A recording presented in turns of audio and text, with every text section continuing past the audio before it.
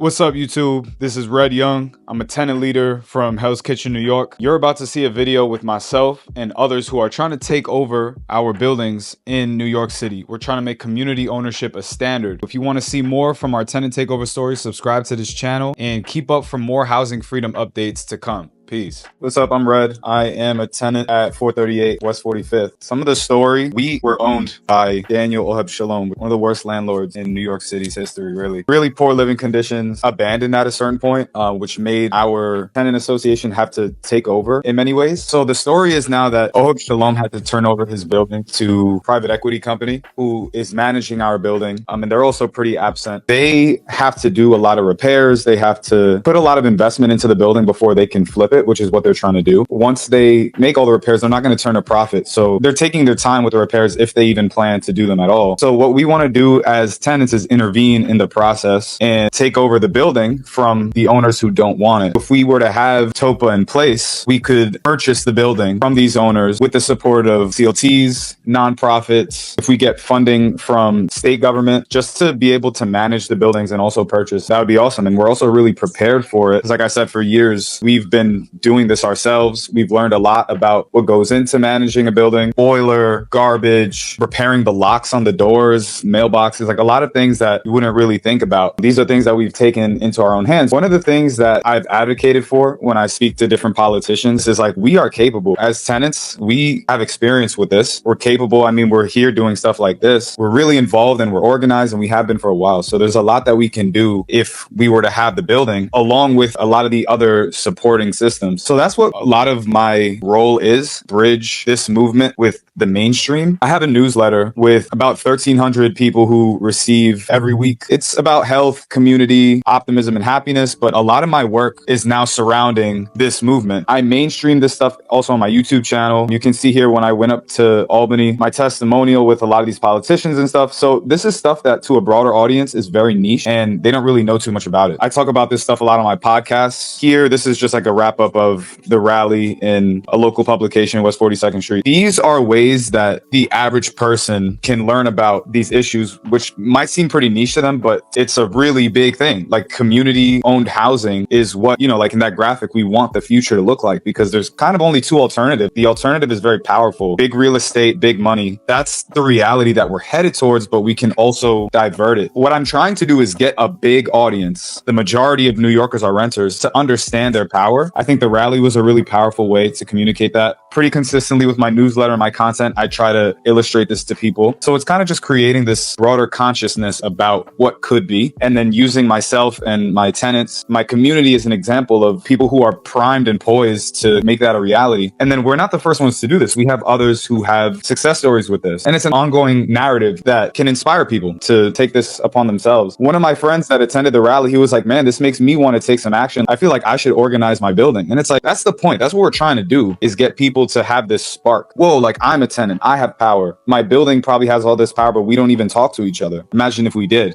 Bridging that gap is how I think we can get that reality in the graphic of community ownership. I think that is the most positive thing that we could have for the future of New York, is like, if our housing's good, we can have a lot of the other things that we spoke about, because if we're here, we can work together. And if our ownership is through the community, we can accomplish a lot of the things that, there's a lot of other issues, but the housing is the foundation under all of it. And if we are the stewards of our own housing, we'll look out for each other rather than real estate looking over us. Katie is now working with the CLTs. Is that your primary interest to bring this through a CLT? Yeah, so right now we're working with This Land Is Ours Community Land Trust, and that's a really solid team that just has a ton of experience in the past developing community-owned housing. And there's multiple different options. At this point, we're taking anything we can get to get out of our current situation, because the situation we're in right now is that if they do happen to make these fixes and flip the building, we're just going to be in the hands of another predatory landlord. So if we have pretty much any other alternative, that's a positive. We're working with CLTs who can find us different partnerships that can help us steward the land, that can help us with funding. And the New Economy Project has been our #1 partner in presenting us to different politicians, to different groups. It's like, hey, look, these are a group of organized tenants who can really, they can do it. They just help us with developing our story. Anything you want to add there? I just think Red and his neighbors I was at this rally on Saturday are just really, really inspiring. And I urge people to join this movement. If you're invested in the tenant movement, this TOPA movement has some of the most organized, powerful tenants I've worked with. I mean, just to do some of the things that Red's describing, to self-manage a building, to deter private buyers, to bring a landlord to the table to sell. This stuff is amazing. Definitely get involved. I'll put my email in the chat for any questions. Have you been in touch with the Cooper Square group? Yeah, we work with them pretty closely too. Like our story specifically, because we're Oheb Shalom tenants, we also have a connection to all the other Oheb Shalom tenants. Yeah, we're pretty well known across all these different sectors, honestly. Okay, good. Where's your process lie now? Thing that might propel you into the ownership? What do you see? So there's a few different angles, and it's interesting because it feels kind of like the end of an act 2 of a movie, that it's like everything is mounting, but we still don't know how it's going to conclude. Right now, the ownership has to fix the facade of like both buildings may have to be fixed in that way, and the roof has to be fixed of both. So those are huge projects that they say they have a plan for, but they haven't even started on. And there are also apartments that they have to renovate. So ownership has a long way to go before they can sell the building, which means we have a lot of time. They say otherwise. They say, oh, we only have a few things left. But the reality is that there's a long way to go for them. Meantime, we've been working with This Land Is Ours, who has pretty much every month, like a few different prospective partners. The most recent one is basically looking to see what they can do for us next. I don't know the details of it yet. They literally just told us about it on Saturday. I think that we are in the phase that because ownership doesn't want it, if we can get the right partnerships, if we can pass TOPA, we can get some kind of funding, we're more than ready to do it. I think we've proven that beyond a reasonable doubt. So I think it's just a matter of like things have to line up. We have to find the right partnerships. We have to get the right funding, maybe the right politicians to get involved and like really advocate for us. I'm feeling confident, but I just don't know how it's going to turn out. Nonprofits taking over, managing? There's been different examples. We were just recently going to partner with one, but they were just like, a lot of the renovations would cost too much. That's an example of like, well, if we had enough funding, that could have been a partnership that would have taken over the development. We were working with Habitat for Humanity for a while. So it's just like I said, a matter of one of these working out. Something that I can tell you that the tenants are concerned about or prioritizing is that we want to have a say in pretty much everything that happens in the building. We don't want a nonprofit to pretty much take over. And although it's a better alternative to a landlord, we want to have a lot of say in how it goes. Like, this is our home, and we would rather run it like a home in a community that acts as a business rather than just a business. For example, we want to have affordable housing. Like, we don't want units to go for market rate. Like, we want to have communities that come in that we are accepting of, that we help them out, rather than just like randoms who are just going to move in and out. I have two questions for you, Red. So the tenants at 438 and 440 seem really competent,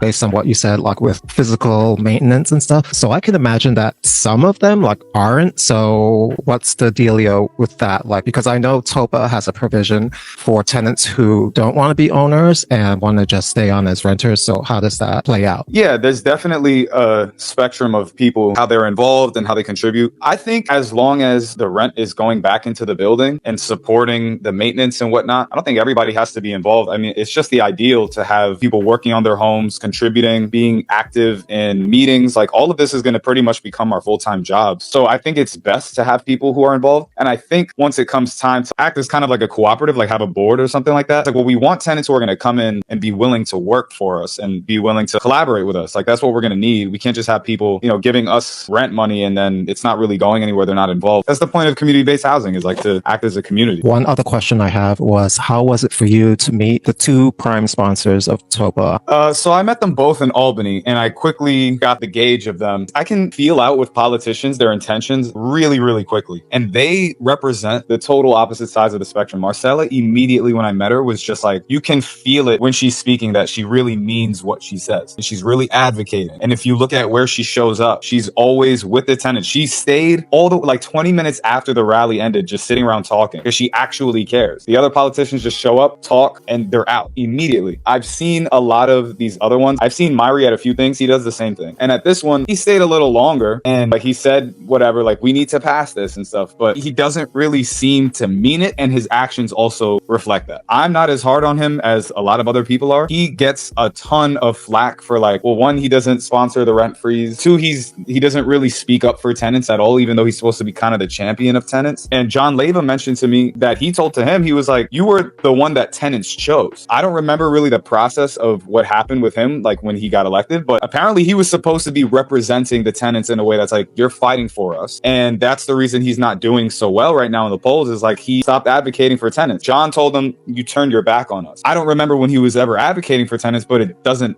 at all feel right now like he's the guy. I think he's the sponsor of TOPA, and that kind of seems about it. But he seems to be like from a distance, kind of watching to see how this could benefit his political career, being pro or against tenants. So I really just don't know. I know Marcella is the one that's championing for us by far. There's been no one else that gives me that sort of confidence. I'm glad you're so confident about her. And I think you said it pretty clearly about our politicians. There's so few we can really rely on. And I'm glad you say these things. I mean, it's very clear. A lot of it's optics and where are they going next? Yeah, and our local guys, like Botcher was there. I believe that he believes in us. People were mentioning a lot of the things he said to me afterward. They were like, oh, you know, he gets the idea of it. And I'm sure he does. But there's so much going on that it's like they probably just see this as another, you might get it in theory and you might even get it in policy, but it's like it's so much bigger than that. And it requires so much attention and advocacy above all. You can't advocate for housing and want to demolish NYCHA, you know, like in Chelsea, the Elliott, Chelsea and Fulton House. You cannot advocate for one thing and not the other. I mean, when you want to protect the housing, it's very important. So I have a different view on council person here in District 3. Yeah, I didn't even know about that. So it's like, it's every day. As soon as I have hope, it's like, okay, that's right. It was interesting to see Eric and Tony Simone in your slide, and they're the same ones that in favor of the demolition of 2 sets of projects here in Chelsea. So I was very surprised. They're not advocating for a tenant organization in Chelsea. They're advocating for demolition and takeover by major developer in our area. So I would be very weary of their support, but amen. Yeah. You said Marcella. Is that Marcella Padilla? Martinez. Okay. So she's not in your district, but she was supporting you? Yeah, she's in Brooklyn, I believe Red Hook, but Yeah. she's the champion of tenants as far as I'm concerned. I haven't seen anybody else say the thing she said and stick up for us the way she does. Have you thought about how to raise the money and how will the rents be determined and things like that? It is further down the line, though I have thought about it. I also know it's the most important aspect of this. I think the most difficult aspect will be passing this and getting government funding. But I think the most important will be the finances itself. The way I've been trying to do it, you know, and I will say, like, I'm a tenant, right? Like, I just kind of got into this a couple years ago, organizing, advocating, and being really public. But now I'm starting to see, like, this is becoming a bit of my purpose. How do I establish my building and then community-owned housing for the rest of my life in New York? Like, I want to build New York in that way. The way that I'm starting is foundation, which is just like knowing people. This meeting right here is a perfect way to do that. Going to different events, trying to get really like first name basis with the politicians. I think I've been doing that with the local guys. Like they know me. So I think the more I do that, and then the more I kind of speak about what I want, that's like getting my foot in the door. Fundraising specifically, I've been learning as a skill through some of the other orgs that I'm a part of, which is like writing certain emails, email templates. You know, it's all communication. Being close with the nonprofits works a lot. Getting money requires you to know people with money. I've been trying to get close with developers. I have a meeting next week with a developer who's built 30 affordable housing projects across, I think, Brooklyn and Queens. And he was originally an artist. He was a painter. So he got into developing by wanting to, you know, do good for the community. So it's like, I want to know those kind of people so that I can, you know, partner with them in 10 years or however many years so that I can see how they did it and, you know, learn the skills so that, yeah, we can raise money for something like this. As far as the tenants go, I think it really matters to sort of talent scout to see who is an ideal tenant. That really matters. Like they're an integral part of this ecosystem that we're building. So if we can find ways to really vet people and see like, do they have a background in organizing? Do they come from a place where they have been participating in their buildings in the past? Like we want to build an all-star team of tenants to build this ecosystem. So it's something that will take years, but this is what I do every day. Like I think about this all day, every day. I try to put action towards it one way or the other. Stuff like this is super helpful because not only does it build the network, it helps me learn. It helps me realize like, who should I know? When Sam was presenting earlier about the transit and like Penn Station, all that stuff, it's like, I never thought of that. Like it never dawned on me, but it's like, that is crucial to know people like that because they build and they plan. It's crucial to know people who work with homeless people because they are the foundational part of neighborhoods and communities. It's crucial to know the politicians because they're kind of like the ones who shape policy and funding. So all of it is crucial to know. I'm starting from like the very bottom, a rent stabilized tenant who grew up in the neighborhood that I'm now trying to help develop. So it's going to take a while, but it's like, it's all a matter of every day doing something progressive towards this goal of like that you saw in that graphic, community owned housing, and the other side of that we're trying to avoid, which is like real estate and money and like us being pushed out. Yeah. Do you have a team that works with you and other residents that are supporting what you? Oh yeah. We're organized. We've been organized for like 5 years or so. Our tenant association, but we work with HEC and Westside Neighborhood Alliance and a bunch of others. Like I said, we're kind of the poster children of community ownership right now, outside of the ones who have already gotten it done. I just wonder, do you have a balance sheet of what the costs are and what the rents are coming in? I guess you have that, right? I mean, maybe we do, but it would be somewhat inaccurate anyway, because what the building says is probably doesn't reflect reality. But just based off like them visiting the building is when they get a little turned off. You'll have a bunch of units that they're really in poor condition. Like they'll need a lot of investment. And then like the roof, like I said, and then the facade, there's some big projects that need to be fixed first. Right. So that's really what turns them off. It's just, so it was really left to really deteriorate. It sounds like, and I've heard this, of course, That landlord. and I knew about the landlord. Well, you know the rents, right? What everybody's paying at the moment. Yeah, we start from there, and then basic operating cost. I mean, that you could probably figure out pretty easily. Now it's how much money that you need to put in to fix these problems. Do you have access to all these little areas, and can you bring people in to inspect? We brought different groups in before, show them the vacants, the boiler room and stuff, the roof and whatnot. Yeah. And so based on that group didn't want to get involved, I guess. Yeah. I think they realized some of the vacant units were just too bad to take on, but did they put some numbers to paper? It's your plumbing, your that really are the big costs. Could be asbestos. How old's the building? About 115 years old. Yeah, but there's asbestos not as big as a problem everybody makes out to be too either. We did a couple tests a few years ago in one of the vacants, and there wasn't any. But I didn't think so. It's a brownstone, right? Is that, if I remember, I was on the front of it. It's how many units are in the building? So the two buildings together is 30. 30, 15. okay. It's considerable to worry about, but yeah, you've got a low amount in the scheme of things to take care of the building. You got 30 apartments. Okay, can you generate enough money to take care of it? That's what you need to assess, and that's probably where the other. But as a nonprofit, I think you've got an advantage. Okay, it doesn't have to be a profit. It's not profit motive focused building. So, well, anybody else? Any last words? I just want to emphasize to Brad that every first Tuesday of the month, you are always welcome to come back. Sometimes we have surprise, unannounced guests from, believe it or not, Governor Hochul's office. We have someone here from Rosenthal's office. I mean, today, no one from the governor's office, but sometimes we do. Yeah. That's why I do see a lot of value in like planting these different seeds across, the city with tenants, with politicians. Like it builds, the overall network. Like on Sunday, Cuomo was at my church. I didn't get to speak to him, but it's like, what if I did? And I got to ask him, like, what do you think about warehouse apartments? What do you think about converting warehouse apartments into affordable housing? That was one of the things he said to the crowd. He was like, we need to build more affordable housing. I'm like, do we need to spend money on that, or can we convert what exists? What if, I just planted this idea in his head? So it's stuff like that it's like working every day towards, this overall goal. Well, yes. Speaking of Cuomo, they say a lot. Politicians say a lot. No question. And Cuomo is very close with the developers. The developers own this town. They may say a lot. I think it's really from the ground up that we have to build, and coalitions. And I think you're right on that track. Putting faith in politicians. I find very few people that are really genuine. Like you had mentioned one. Chris Banks is another one. Chris Marte. I find them very genuine, supportive, and do a little bit more than going to hearings, rallies, and so forth, and making their presence known. And I really like the idea how you coalescing with folks and so forth. And I watched your hearing. Well done. Well done. And I think your passion shows through, and I really appreciate you and appreciate you having you here. Are your rents going into an escrow account, or are you still paying the landlord? No, we're rent striking. I think there's Rent one striking. with 2 tenants that may be off of it, but yeah, we're all rent striking right now. Okay. That's Are you- excellent, Luana.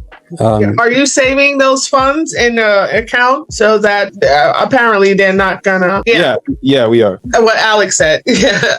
Good. Okay. Yeah. Good. Yeah. Thank you.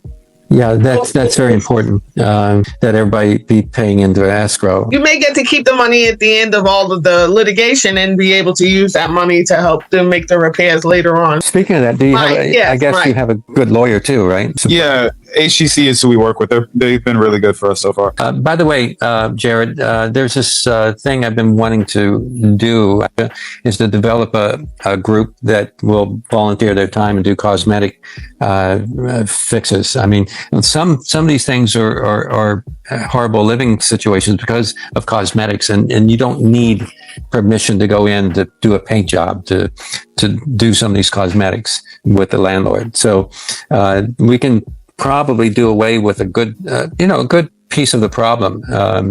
When it comes to boiler, things like that, you do need permission. You need them to sign off. That's a whole different issue.